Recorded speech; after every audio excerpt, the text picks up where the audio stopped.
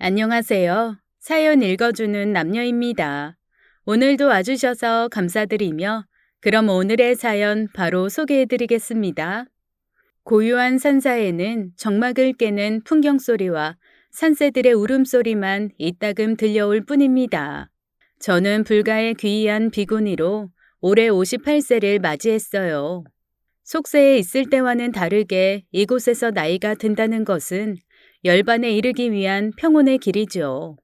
때로 과거의 환영이 저의 마음 공부를 흩어놓을 때마다 죽비를 든 서슬퍼런 스승의 눈빛을 생각하며 마음의 결을 바르게 가다듬곤 합니다.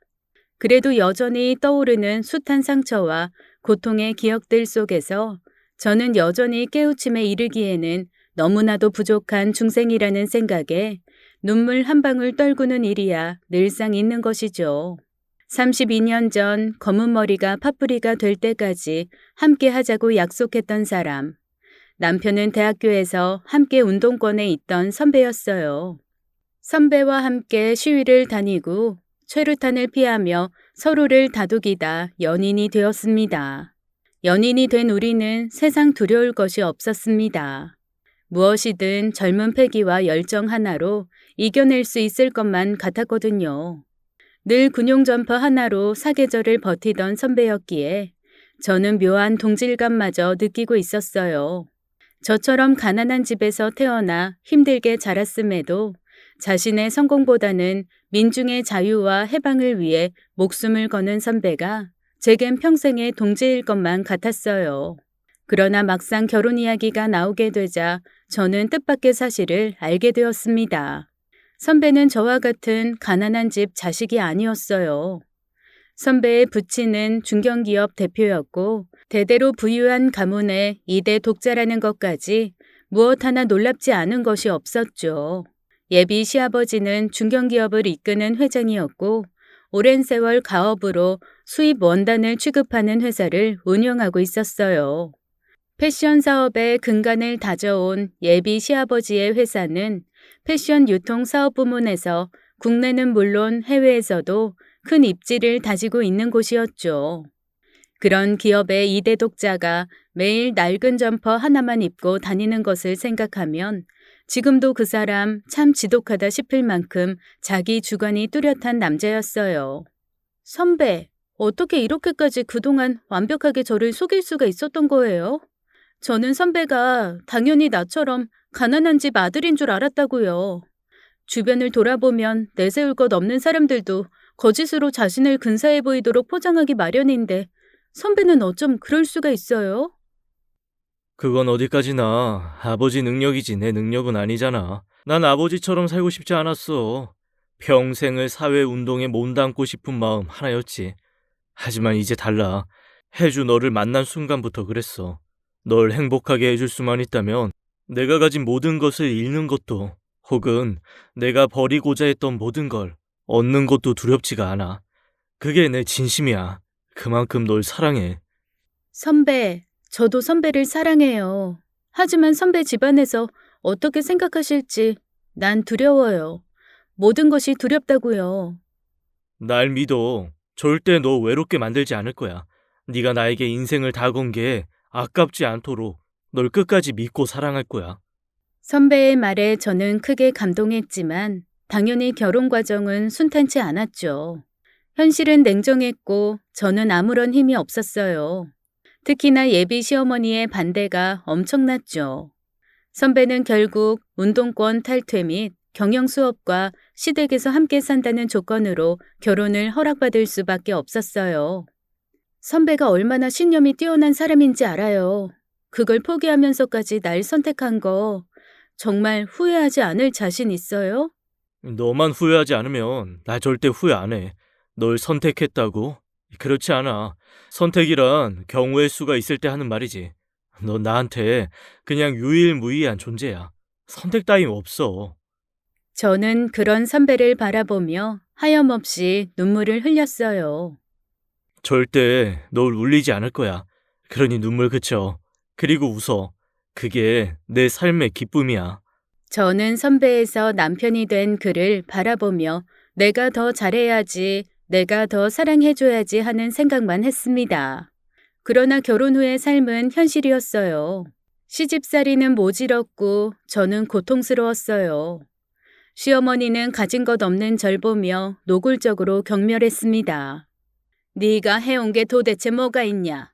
남자 하나 꼬셔서 팔차고 치려드는 계집들 내가 한두 번 본 줄 아니? 우리 영진이가 나한테 어떤 아들인 줄 알고 감히? 천박하기 그지없는 것. 오늘 이 집안에서 먼지 하나 나오기만 해봐. 저는 새벽부터 밤늦은 시각까지 시어머니의 갖은 구박과 잔소리, 그리고 정서적 학대에 가까운 폭언에 시달려야 했습니다. 너무나도 힘들었던 건 남편이 보는 앞에서는 시어머니의 태도가 완전히 달라진다는 것이었어요. 저는 차마 고자질을 할 수도 그렇다고 시어머니의 구박을 온전히 견뎌낼 수도 없었죠. 남편은 종종 묻곤 했어요. 어머니가 당신한테 모질게 하진 않으셔? 아니에요. 모질게 하시긴요. 오히려 잘 대해주세요.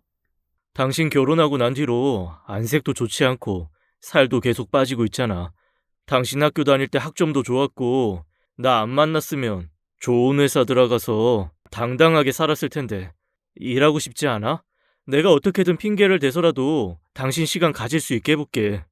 그러다 아버님, 어머님 노여워하시면 어쩌려고요. 전 괜찮아요. 그렇게 남편에게 솔직하게 제 사정을 말하지도 못한 채 속으로만 끙끙 앓기를 1년. 저는 결혼해서 처음으로 행복을 느낄 수 있는 일을 맞이하게 되었어요. 바로 아이를 가진 일이었죠. 가장 기뻐한 것은 물론 남편이었어요. 시어머니는 임신했다는 소식을 알리자마자 인상을 쓰며 저에게 힐난하시더군요. 곰도 구르는 재주가 있다더니 결국 한다는 짓이 그거냐? 우리 집 송귀한 거 알고는 있냐? 아들 아니면 아무짝에도 쓸모없다는 것만 알고 있어라. 그런 시어머니의 구박을 무색하게 할 만큼 저는 건강하고 잘생긴 아들을 낳게 되었어요. 여보, 정말 고생했어. 너무 고마워. 이 아이는 내 인생에 당신이 준 최고의 선물이야. 우리 아들 잘 키우고 행복하게 잘 살자. 부모님께서 여전히 당신 껄끄러워하시는 거 당신이 그동안 말 안 했어도 잘 알아. 무엇보다 잘 안다고. 그러니까 이제 기운내. 모든 게 다 잘 될 거야. 저는 남편의 말에 안도하고 또 안도하며 고개를 끄덕였어요. 제 품에 안겨 새근새근 자는 아이를 볼 때마다 너무나도 행복해서 눈물이 다 나오곤 했죠. 서러움의 눈물이 아닌 행복의 눈물이 흐르는 것을 느낄 때마다 저는 세상 모든 것에 감사했어요. 제가 아들을 낳자 그간 저에게 한 번도 살갑게 말 걸어준 적 없으셨던 시아버지도 화색이 도시더군요. 잘했다. 수고했어. 구구절절 다정하게 말씀하시진 않으셨지만 저는 시아버지의 그 말 한마디에 어찌나 눈물이 나던지요. 그러나 그 행복도 오래가지 못했습니다. 남편에게 유학 결정이 내려진 것이었어요. 물론 그 뒤에는 시어머니가 계셨죠. 경영 수업 제대로 받지 않으면 우리 가문 우리 사업 모두 망한다. 그 꼴 보고 싶지 않으면 미국 MBA 과정 다녀오거라. 저는 시어머니의 말씀에 너무나도 당혹스러웠어요. 미국 MBA를 따기 위해선 평균 3년에서 4년 정도는 좋게 걸리는 것으로 알고 있었기 때문이었죠. 무슨 용기가 났던 것인지 저는 그 순간 망설이고 말 것도 없이 힘을 주어 말했습니다. 저도 같이 가겠습니다. 가서 남편 뒷바라지 하면서 종현이도 잘 키울게요. 남편 앞길 막는 것도 하루 이틀이지 공부에 방해되게 가긴 어딜 따라간다는 말이냐? 어머니, 이건 너무나도 일방적인 통보지 않습니까? 저는 종현 엄마랑 같이 가겠습니다. 저 혼자 미국 갈 생각 추호도 없습니다. 말 같지도 않은 소리 마라. 너희들 결혼 조건이 뭐였는지 생각도 안 난다 이거냐? 어머니! 시끄러워. 영진이 너. 이 어미가 널 그동안 어떻게 키웠는데 이렇게 실망시킬 수가 있단 말이냐?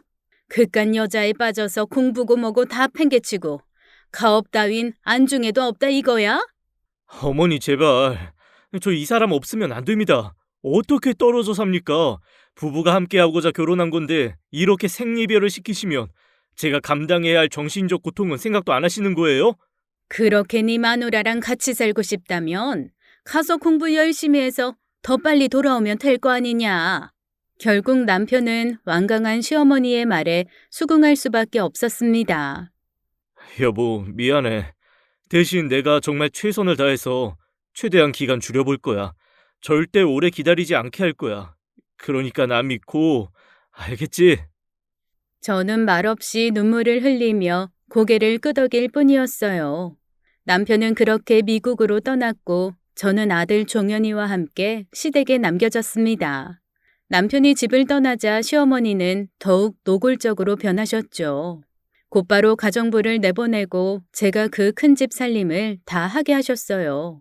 그러면서 매번 꼬투리를 잡아 저를 모질게 구박하셨죠. 뭐 하나 제대로 하는 거라고는 없는 것 같으니. 예, 내가 여기 먼지 하나 없게 치우라고 몇 번을 말하니? 이렇게 지저분한 환경에서 넌 숨이 쉬어지니? 하기야, 어떤 집구석에서 자랐는지 안 봐도 뻔하지. 돼지우리처럼 해놓고 살아도 너야 편할지 모르겠지만 우린 그렇지 않다. 여자가 깔끔한 맛이라고는 눈꼽만치도 없어서 원. 너 같은 걸 좋다고 끼고 살려고 하는 영진이가 제정신은 아니라는 생각밖에 안 든다. 저는 밤마다 울면서 지낼 수밖에 없었어요. 그나마 남편과 편지를 주고받는 것이 유일한 낙이자 삶을 지탱해주는 힘이었죠. 시어머니는 그조차 못하게 하셨습니다. 남편의 편지를 눈앞에서 찢으며 소리를 지르곤 하셨죠. 공부하는 애 방해하지 말라고 내가 몇 번을 말해야 알아듣니? 너는 시애미 말이 말 같지가 않어? 너 아주 나를 우습게 보는 거냐? 그런 것이 아닙니다, 어머니. 제발 편지 정도는 허락해 주세요. 그동안 어머니 시키시는 대로 다 해왔어요. 제발요. 내가 시키는 대로 다 할 거였으면 내 말대로 애당초 결혼할 생각을 말았어야지. 어디서 되먹지 않은 게 굴러들어와서 나 참. 시어머니의 폭언은 그칠 줄 몰랐습니다. 그럼에도 불구하고 저는 남편을 사랑하는 마음 하나로, 남편이 저를 사랑하는 그 의지 하나로 어떻게든 버틸 수 있었어요.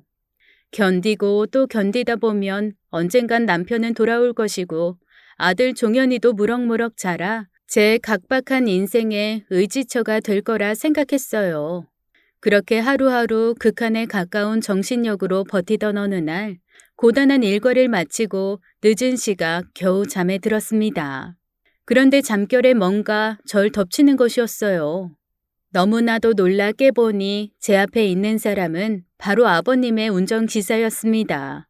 저는 비명을 지르며 격렬하게 저항했어요. 도와주세요! 아버님! 어머님! 그러자 시어머니가 재빨리 방으로 달려오시더군요.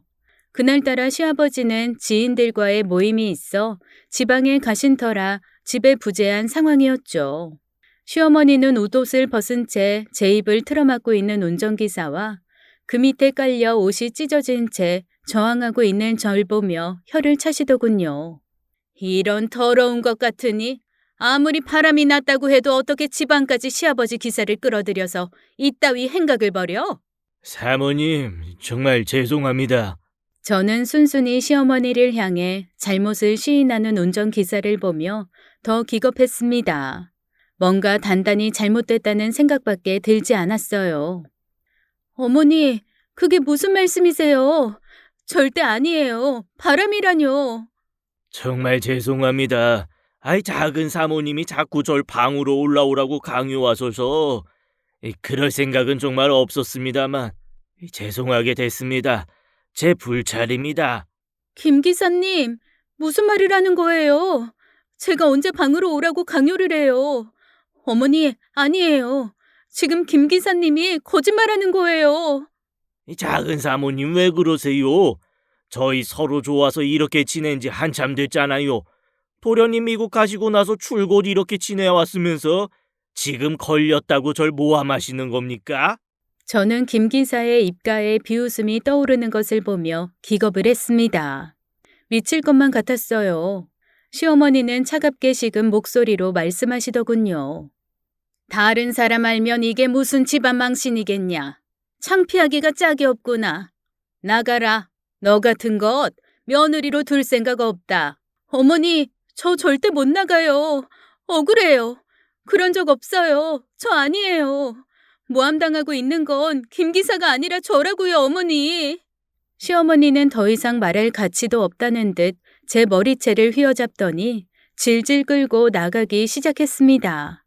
이 독한 것, 더럽고 추잡한 것. 어머니, 전 억울해요. 절대 아니에요. 제발 저한테 이러지 마세요. 저는 소리를 지르며 울부짖었어요. 커다란 저택 앞 골목이 쩌렁쩌렁 울리도록 소리를 질렀습니다. 다른 사람들의 신고로 112까지 출동했어요. 그러나 집안일에는 참견할 수 없다며 곧바로 철수하더군요. 저는 현관 앞에 주저앉은 채 울며 이틀을 버텼습니다. 드디어 시아버지가 돌아오신 날, 저는 시아버지 앞에 무릎을 꿇고 두 손을 모아 빌며 애원했어요. 아버님, 저는 정말 억울합니다. 제발 해명할 기회만이라도 주세요. 종현이조차 못 보게 하시는 건 너무하신 거잖아요. 전 정말 아무런 잘못도 한 게 없어요. 시아버지는 시어머니에게 이야기를 들으시더니 굳은 얼굴로 저를 쳐다보셨어요. 이런 일에는 나도 어쩔 도리가 없다. 네 시어머니 거짓말하는 사람 아니다. 내가 평생 같이 산 사람인데 그걸 모르겠냐? 나가거라. 저는 온몸에 피가 마르고 머릿속이 하얗게 변하는 것 같았습니다. 그래도 시아버지는 합리적인 분이라고 생각했지만 결국은 시어머니와 같은 편이나 다름없었던 것이었어요. 저는 비로소 모든 것을 포기할 수밖에 없었습니다. 그래도 아들 종현이는 데려가겠다고 했죠. 종현이는 제가 데려가서 키우겠습니다. 너 정말 웃기는 애구나. 바람난 여자한테 우리 핏줄 못 넘긴다. 어디서 더러운 짓거리나 하는 주제에 애 엄마랍시고 유세를 떨어? 저는 악을 쓰며 울었지만 이미 종현이는 보모 품에 안겨 있었습니다. 그렇게 엄동설안에 빈몸으로 쫓겨나게 되었죠. 남편만은 저를 믿어줄 거라 생각했어요. 남편에게 길고 긴 편지를 적었죠. 그러나 보름 후 남편의 편지를 받은 저는 절망할 수밖에 없었습니다. 남편의 편지에는 제가 바람 피운 것만큼은 용서 못한다. 2번 다시는 보지 말자고 써 있었어요. 평소 항상 반듯한 글씨체로 손편지를 써주던 남편이 얼마나 실망했으면 타자기로 친 편지를 보내온 것도 절망스러웠죠. 사는 것이 모두 의미 없게 느껴졌습니다. 저는 그대로 이 세상에서 사라지기로 마음먹었어요. 제대로 입지도 먹지도 자지도 못한 채 하염없이 길을 걸었어요. 그리고는 그대로 어느 산에 들어가 제 삶을 끝내려고 했습니다. 저는 그렇게 정신을 놓았어요. 고요, 온통 고요뿐이었습니다. 정막에 가까운 어딘가에서 저는 비로소 눈을 떴어요. 어딘지 전혀 모르는 곳이었어요. 잠시 후 스님 한 분이 오시더군요. 젊은 저자가 무슨 한이 있어 목숨을 끊으려 합니까? 온화하고 기품 있는 목소리였죠. 저를 구해준 분이라는 것이 직감적으로 느껴졌습니다. 저는 눈물을 흘리며 스님 앞에 앉아 고개를 숙였어요. 스님, 저 그냥 죽게 해주세요. 그냥 이대로 이 세상에서 떠날 수 있게 도와주세요. 너무나도 마음이 고통스럽습니다. 불자 앞에서 죽게 해달라는 것이 얼마나 큰 죄인 줄 알고 그럽니까? 우선은 마음이 가라앉을 때까지 여기에서 지내십시오. 그곳은 아담한 암자였어요. 스님들이 혼자서 겨우내 공부하는 곳이었죠. 스님은 올겨울 공부는 절한 사람 구제하는 일이라고 하시더군요.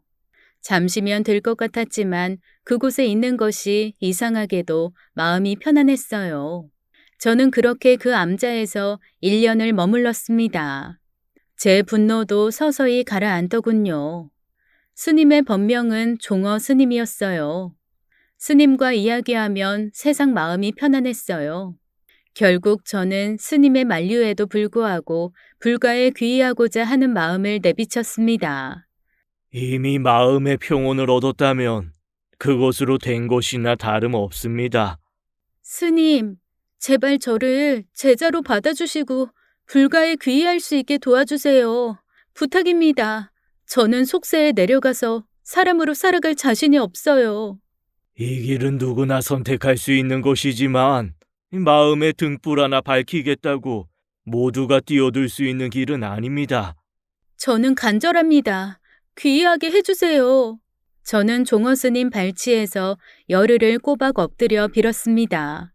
저의 완강한 고집에 스님은 그제야 고개를 끄덕이시더니 자세를 고쳐 앉으셨어요.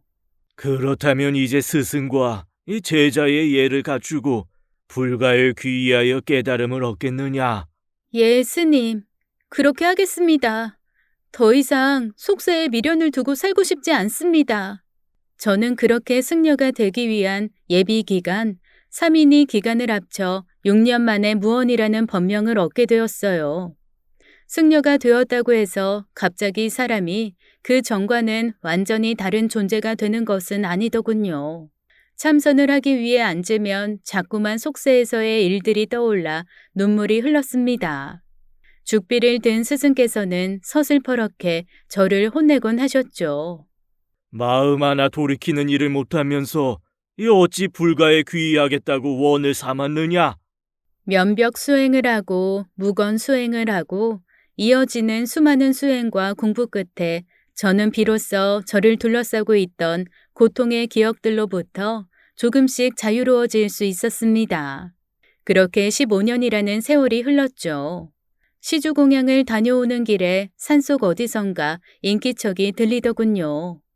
가보니 젊은 남자가 고라니 잡는 덫에 발목이 끼인 채 쓰러져 있었어요. 쇼크로 기절한 것 같았습니다.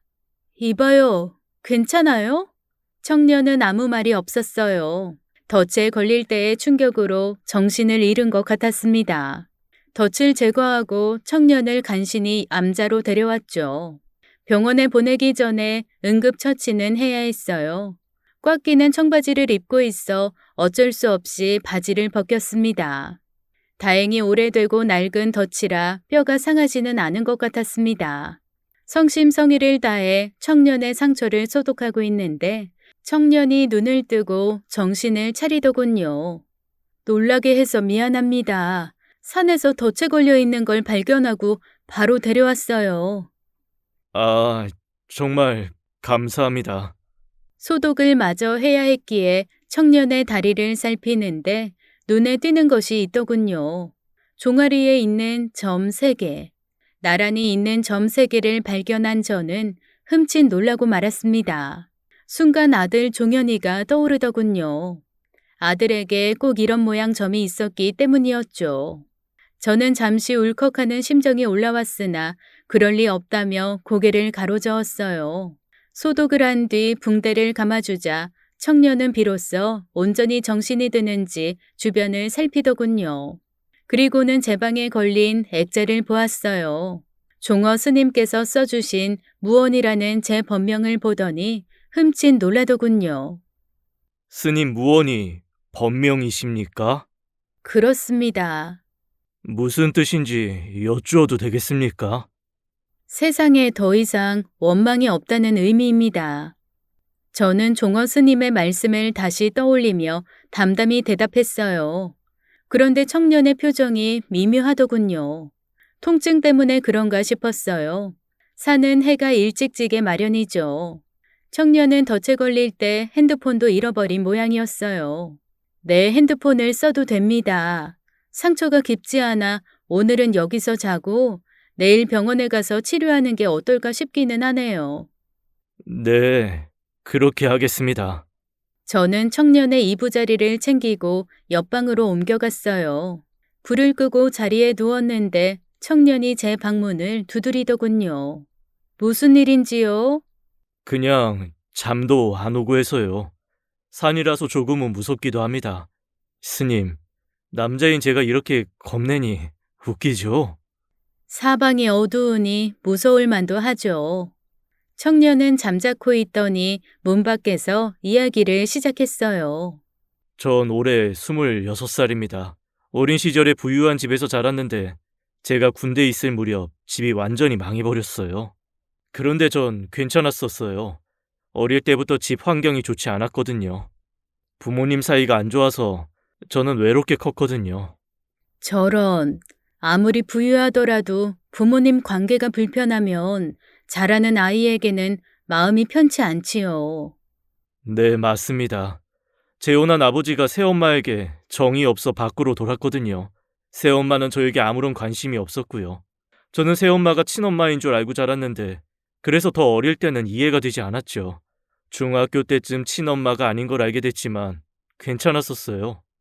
친엄마면 그렇게 절 방치하진 못했을 거니 당연한 일이었구나 싶었거든요. 그렇게 살다가 군대에 가게 됐는데 저도 집을 떠나와 버리고 나니 아버지는 더더욱 마음 붙이실 곳이 없었는지 회사 일도 소홀히 해서 사업도 망하게 되고 새엄마하고도 이혼하시더라고요. 할머니는 엄청 상심하셔서 최근에는 가벼운 치매 증상도 있으시고요. 그런데도 아버지는 할머니를 잘 돌보지도 않으세요. 할아버지는 10여 년 전에 별세하셨고요. 뭐 하나 저는 행복한 일이 없었어요. 저는 청년을 물끄러미 쳐다보았습니다. 마치 25년 전에 저 같더군요. 종어 스님께서 저를 어떻게 보셨던 것인지 이해가 되었어요. 저는 청년을 다독이기 시작했죠. 세상 원망하지 말고 살다 보면 언젠가는 길이 열릴 겁니다. 그러자 청년이 갑자기 웃더군요. 그게 자식 버리고 도망친 사람의 말인가요? 저는 순간 얼어붙었습니다. 그렇게 세상 원망 없이 무언이란 껍질 안에 숨어 살 때 남겨진 자식의 삶은 어땠을지 생각해 본 적 있으세요? 저는 무슨 말이든 하고 싶은데 입이 열리지 않았습니다. 무슨 연유로 이런 말을 하는지 모르겠다는 생각만 들더군요. 그러자 밖에서 청년이 흐느껴 우는 소리가 들리더군요. 그러더니 어느 순간 조용해지는 것이었습니다. 당장이라도 문을 열고 싶은데 왜인지 모르게 너무나도 무서웠어요. 한참이 지나서야 문을 열었을 때 청년은 사라지고 없었습니다. 청년에게 이부자리를 깔아준 방으로 달려가 보았으나 그곳에도 없더군요. 이 밤에 산길을 내려가면 위험하다 싶어 쫓아갔지만 이미 사방은 어둠이 사위어 있었고 청년은 사라지고 난 뒤였죠. 저는 남자로 돌아와 청년의 말을 계속 곱씹었어요. 꼭 자식 버린 엄마를 채근하듯 제게 말하던 청년이 마음에 걸렸습니다. 종아리에 있던 점 3개도 떠올랐고요. 설마 하는 생각도 들었지만 그런 일은 있을 수 없다고 생각했어요. 그렇게 뜬 눈으로 밤을 지새우고 난 뒤 저는 친정 어머니에게 전화를 걸었습니다. 혹시 종현이에게 연락 왔었어요? 제 소식 알려주신 거예요? 와서 어찌나 간곡하게 묻던지 도저히 알려주지 않을 수가 없더구나. 저는 눈을 질끈 감으며 가슴을 부여잡았습니다. 지난 날이 떠오르더군요. 친어머니는 제가 법명을 받고 5년이나 지난 후에 연락을 했었죠. 어머니는 죽은 줄 알았던 딸이 10년도 더 지나 전화하자 대성통곡을 하더군요. 저는 어머니에게 당시 사정을 이야기했어요. 네가 스님이 된 건 안타깝지만 이렇게 살아있다는 것이 다행이구나. 그 이후 직접 얼굴을 보게 됐죠. 어머니는 1년에 한 번 정도 저를 찾아오셨고요. 제 거처를 아는 사람은 친정 어머니밖에 없었어요. 혹시 하고 생각했지만 역시나였어요. 종현이가 친정엄마를 찾아왔다고 하더군요. 아기 때 보고 처음 본 손자가 너무나도 반가웠다고 하셨습니다. 종현이는 외할머니인 제 친정어머니에게 사정을 들었던 것이죠. 그런데 친할머니 말과 너무나도 달라 혼란스러워하다 결국 제 거처를 묻고 갔더군요. 바로 그 청년이 저의 아들이었던 것이었어요. 20여 년이 흘러 속세에 대한 범인이 없어졌다 생각한 건 저의 착각이었습니다.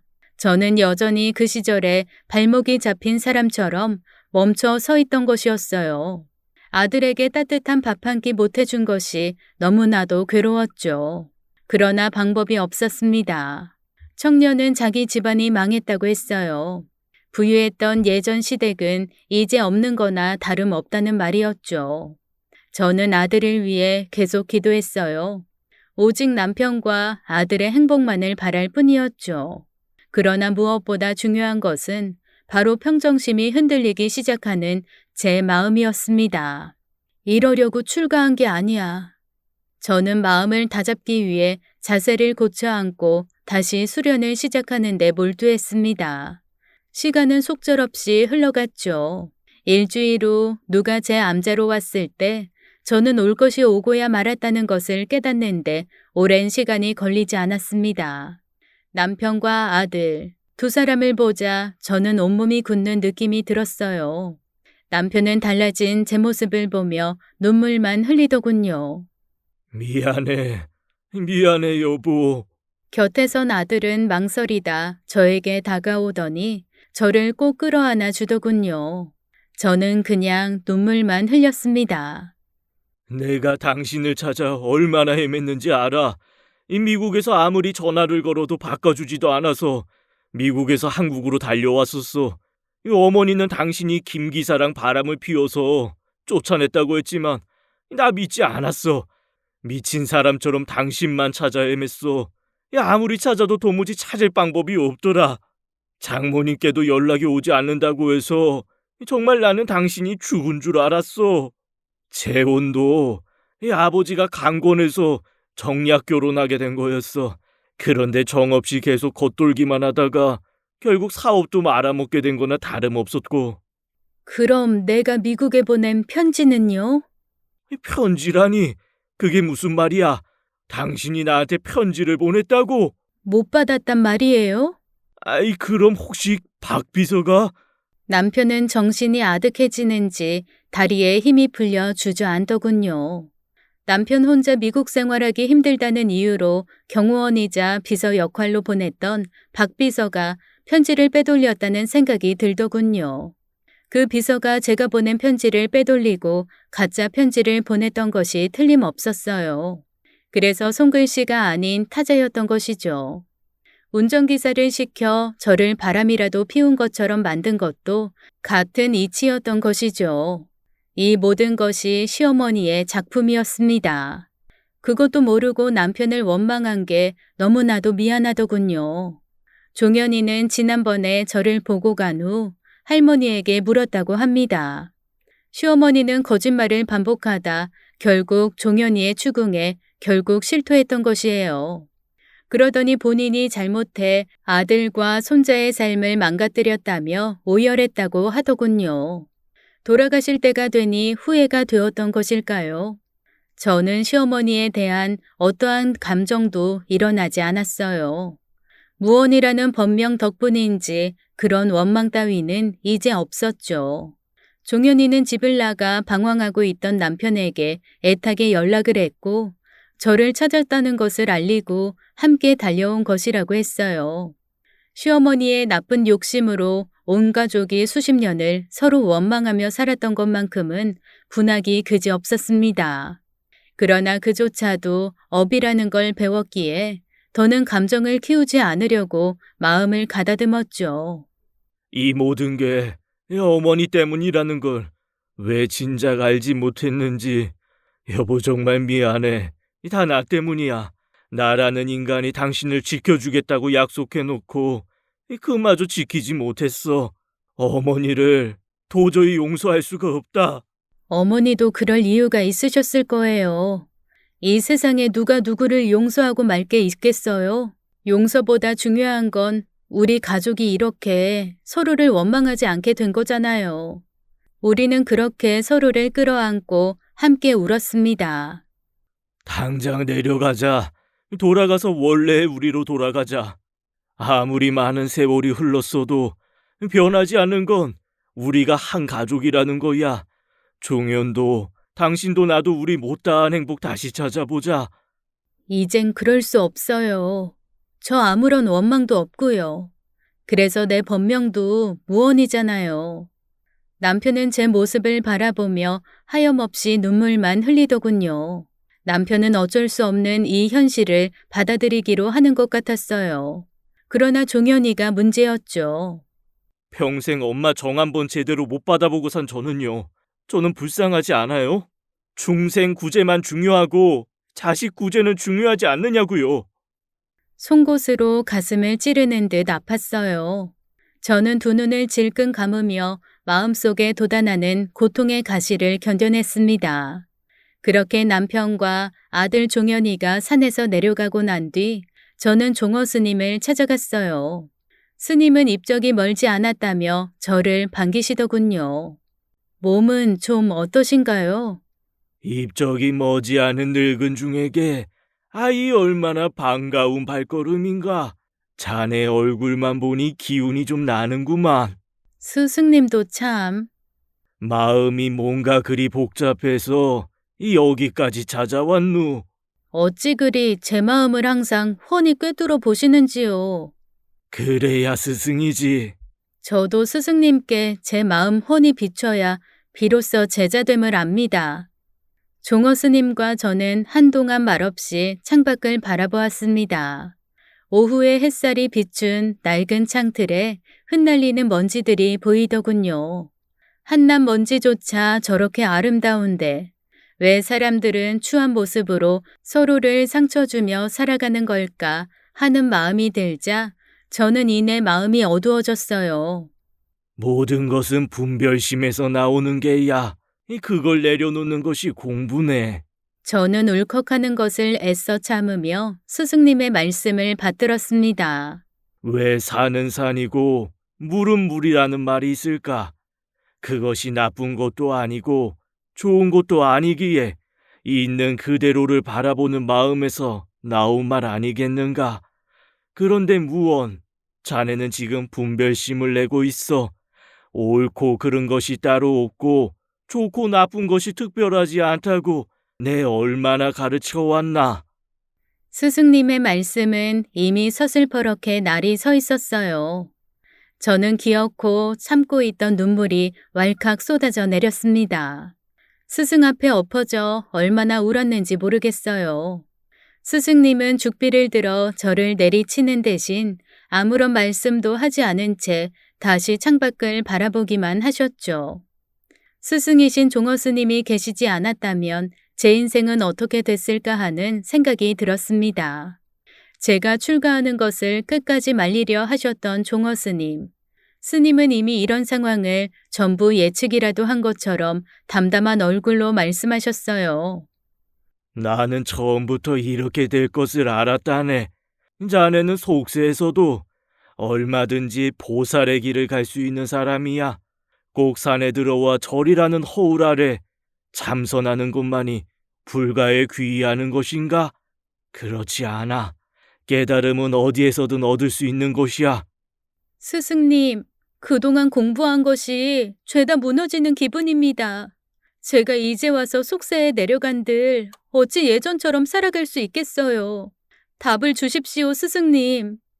중생 구제보다 자신의 옆에 있는 사람 하나 구제하는 것이 바로 무언 자네의 임무인지도 몰라. 부처님께서도 그걸 바라시지 않겠는가? 종어 스님은 말씀을 끝내고 빙긋 미소를 지으셨어요. 늘 가르침의 끝에는 미소를 머금고 이후 일절 말씀을 하지 않는 분이셨죠. 저는 여전히 무거운 마음으로 제 암자에 돌아왔습니다. 마음 하나 고쳐먹는 것이 그렇게 어려운 일인지 저는 그때야 깨달았습니다. 세상 모든 것에 원망할 것이 하나도 없더군요. 결국 저는 그렇게 파괴하게 되었습니다. 그토록 인내의 시간을 버티고 살아오면서 제가 원하는 삶을 외면했다는 생각이 들었어요. 이렇게 다시 만날 수밖에 없는 것이 혈육의 연이라는 걸 이제야 깨닫게 된 것이죠. 아들은 여전히 제가 어색한 엄마이지만 그래도 가까이 하고 살갑게 굴더군요. 친엄마의 사랑 한번 듬뿍 받아보지 못하고도 이렇게 잘 자라주었다는 것이 너무나도 감사했어요. 종현아, 내가 많이 미안하다. 그때 너무 힘들어서 나 하나 건사하는 것도 너무 힘들었나 봐. 어린 너를 한번 더 품에 안아보지도 못하고 돌아설 땐 나도 가슴이 찢어지는 것 같았어. 할머니는 엄마가 나쁜 여자라고 했어요. 그런데 전 그 말 믿지 않았고요. 종현아, 아빠가 왜 그렇게 밖으로 돌 수밖에 없었는지, 왜 할머니가 엄마의 존재를 끝까지 없는 사람인 것처럼 하려 했었는지 이해가 가요. 종현아, 할머니 미워하면 안 돼. 할머니도 그땐 그게 옳다고 생각하셨을 거야. 사람이란 누구나 다 다른 사람에게 상처를 주면서라도 내 이익을 챙기고자 하는 마음이 있어. 그건 나빠서가 아니란다. 그게 사람이야. 정말 스님이셨던 게 맞는 것 같아요. 역시 스님답게 말씀하시네요. 할머니 뵈러 가자. 어디에 계신지 알려주렴. 괜찮으시겠어요? 괜찮지 않아도 괜찮은 것이 사람의 일이란다. 가자꾸나. 종현이는 한참을 고민하는 듯 했지만 결국 저를 시어머니가 계신 곳으로 데려가 주었습니다. 가는 내내 저는 이 생각 저 생각하며 예전의 시어머니를 떠올렸죠. 쓸모없는 것, 버러지만도 못한 거사. 시어머니가 제게 했던 그 끔찍한 말들이 비수가 되어 얼마나 제 인생을 망가뜨렸는지 모르겠습니다. 그러나 오랜 공부 끝에 제가 깨달은 것은 그것은 시어머니가 뱉은 말일 뿐이라는 것이었죠. 말은 허공의 먼지처럼 흩어져 버리는데 그걸 가슴속으로 꾸역꾸역 들이밀어 자신에게 상처라는 낙인을 찍고 그 감정에 빠져 허우적거리는 것이 인간이 아닌가 하며 슬며시 미소를 지었죠. 그분이 저에게 상처를 준 것이 아니라 어쩌면 제 자신이 스스로 상처를 만들어낸 것인지도 모른다는 생각, 그 마음의 힘이 저에게 용기를 주었어요. 그 용기를 발판 삼아 시어머니를 만난 순간 저는 울컥 눈물이 쏟아질 뻔하는 것을 꾹 참았습니다. 저를 알아보지 못하더군요. 누구야? 이 아줌마는 누구야? 그 독하고 드세던 시어머니가 앞니가 다 빠진 채 아무것도 모르는 표정으로 저를 멍하니 쳐다보고 있었어요. 한참을 쳐다보던 시어머니는 순간 정신이 잠깐 돌아왔는지 제 얼굴을 다시 쳐다보며 화들짝 놀라더군요. 너! 시어머니는 차마 말을 잇지 못하고 가까이 다가간 제 팔을 꽉 붙들며 울기 시작했어요. 미안하다. 내가 미안하다. 미안하다니요. 뭐가 미안하세요? 내가 너한테 몹쓸 짓을 했어. 내가 그 죄를 달게 받고 있는 거다. 용서해다오. 제발 용서해다오. 저는 참았던 눈물을 더는 견딜 수가 없었습니다. 시어머니를 꼭 안아주며 말했어요. 어머님, 모든 것이 다 업에서 시작되는 것뿐이에요. 저는 어머니의 업을 있는 그대로 바라볼 뿐이고요. 저에게 죄책감 갖지 마시고 지금부터라도 마음 편히 먹고 오래오래 건강하셔야 돼요. 시어머니는 그토록 구박했던 며느리가 오히려 자신을 감싸자 더욱 흐느끼며 눈물을 쏟아냈습니다. 그렇게 시어머니와의 재회 후 저는 속세에 적응하는데 많은 시간이 걸렸어요. 그러나 저는 반드시 버텨내야 했죠. 무엇보다 아들 종현이를 위해서라도 그래야 했어요. 남편은 최근 다시 사업을 재개하게 되었고 아들도 합류해서 두 부자가 열심히 일하게 되었습니다. 반듯하게 깎은 민머리를 하고 밖에 돌아다니는 것이 민망해서 저는 한동안 집안에서만 지냈어요. 남자들끼리만 살아서인지 정리정돈이라고는 아무것도 되어 있지 않은 지저분한 집을 청소하고 아들 종현이와 남편의 물건들을 깔끔하게 정리했습니다. 남편의 물건을 정리하면서 저는 몇 번이나 눈물을 흘렸는지 모릅니다. 저와 찍었던 사진, 저와의 추억이 깃든 물건들, 무엇 하나 제 손길이 닿지 않은 것이 없었어요. 그러니 재혼한 여인에게 마음을 주었을 리 만무했습니다. 저는 그런 남편의 깊은 사랑과 애착에 가슴이 미어지더군요. 제가 이 세상에서 저 혼자만 힘들고 괴로웠던 것이 아니라 남편도 그랬다는 걸 절절하게 느낄 수 있었죠. 어느 날 남편은 제 손을 꼭 잡더니 제게 말했습니다. 당신하고 함께하지 못했던 세월을 생각하면 그저 너무 허무하고 기가 막힐 뿐이야. 하지만 우리 이제 다시는 서로 오해하지도 말고 헤어지지도 말자. 난 당신만 있다면 뭐든지 다 제대로 해낼 수 있어. 당신이 돌아왔기에 나도 재기할 수 있었던 거야. 고마워요. 보잘것없고 부족하기만 했던 날 이렇게까지 사랑해줘서, 잊지 않고 끝까지 그리워해줘서 너무 고마워요. 이제부터 당신 없는 삶은 내 인생에 단 한순간도 없을 거야. 이렇게 나이 들어 만났는데도 내 심장은 여전히 떨리고 있어. 그만큼 당신은 나에게 귀한 사람이야. 당신도 저에게 그렇게 귀한 사람이에요. 사랑해요. 아무리 세월이 흘러도 여전히 저를 사랑해주고 아껴주는 남편의 열정이, 그 순수한 사랑이 저에게 와닿아 행복이 되더군요. 그리고 아들 종현이는 여전히 저를 엄마라고 부를 때마다 어색해 했어요. 친엄마이지만 얼굴도 모른 채 너무 오랜 세월을 살아왔으니 당연한 거였죠. 그래도 종현이는 제가 해주는 밥도 맛있게 먹고 때로는 저 대신 설거지나 청소도 해주는 자상한 아들이었어요. 제 아빠와 꼭 닮은 마음과 행동이 어찌나 저를 매 순간 감동하게 하던지요. 이렇게 멋진 남자로 자라줘서 너무 고맙다. 나는 네가 자라는 동안 너한테 아무것도 해준 것이 없어서 너무 미안하구나. 정말 네 말대로 내가 너를 버린 것이나 다름없는 세월이었는데, 그런데도 네 어미라고 나를 이렇게 반겨주고 챙겨주니 너무나도 감사할 따름이란다. 종현이는 그런 저를 따스한 눈길로 쳐다보며 말했어요. 저 괜찮아요. 다 이해할 수 있어요, 엄마. 엄마라는 그 말, 종현이에게서 제 평생 처음 들어본 그 말, 엄마. 비로소 진정한 엄마가 된 듯 저는 너무나도 행복했습니다. 비록 파괴한 어리석은 제자이지만 이런 저를 부처님도 용서하실 것이라 생각하며 저는 내일도 모레도 매일 행복할 것입니다. 지금까지 사연 읽어주는 남녀였습니다. 끝까지 함께 해주신 여러분 감사드리며 저희는 다음 사연으로 돌아올게요. 감사합니다.